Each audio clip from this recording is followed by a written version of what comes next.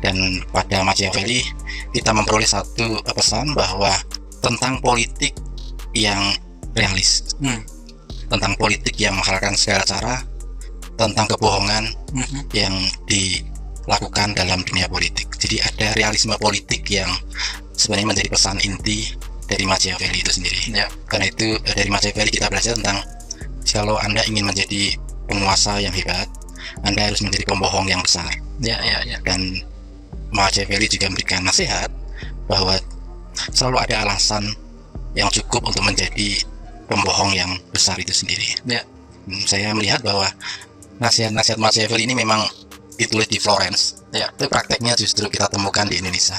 Kondisi perpolitikan di Indonesia dalam kurun waktu 1 tahun terakhir sungguh sangat memprihatinkan, bahkan bisa dikatakan sangat buruk, terutama pada saat Pilpres 2024 kemarin, di mana hal tersebut sangat relevan sekali dengan apa yang disampaikan oleh seorang intelektual yang bernama Sukidi.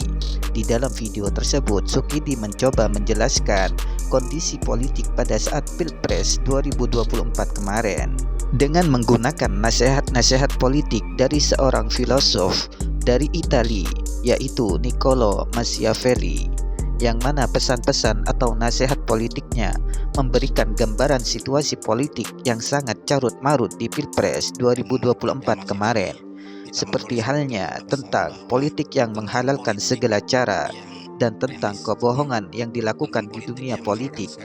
Dan perkataan dari Machiavelli juga menggambarkan seorang penguasa-penguasa di Pilpres 2024 kemarin.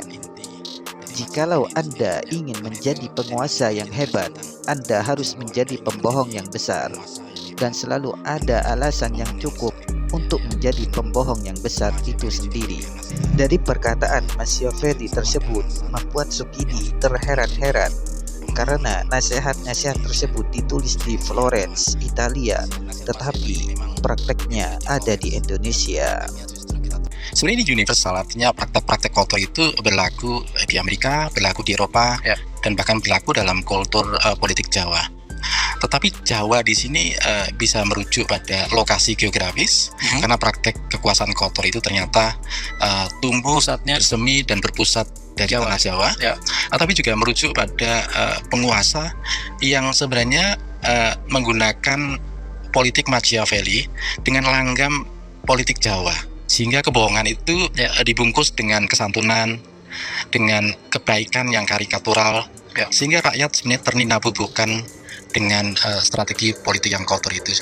Perilaku politik kotor sudah biasa dilakukan di Amerika dan Eropa, namun yang sangat mencengangkan, politik kotor yang dilakukan di Indonesia, khususnya di Jawa. Menurut Sukidi, penguasa menggunakan politik kotornya dengan cara membalut kebohongannya dengan perilaku sopan santunnya, sehingga masyarakat ternina-bobokkan dengan tampilan luarnya dan strategi politik kotornya. Dan satu hal penting dari Machiavelli adalah inilah sejarah pertama di mana etika dan nilai itu dipisahkan betul dari praktek politik. Karena jauh sebelum Machiavelli selalu nasihat politik itu memberikan satu pesan ideal, bahwa nuansa etiknya tidak ditinggal. Nuansa etiknya tidak ditinggal, dan itu menjadi bagian dari satu kesatuan bahwa politik yang luhur itu harus dipandu oleh etika yang luhur juga. Nah, pada Machiavelli ada satu perceraian di mana praktek politik itu harus dipisahkan dari etika itu sendiri. Karena itu Bukannya dipisahkan, tapi etika ditinggal, dibuat terbengkalai, tidak dipakai, seolah tidak berguna gitu ya. persis. Dan itu sebenarnya yang terjadi pada kita.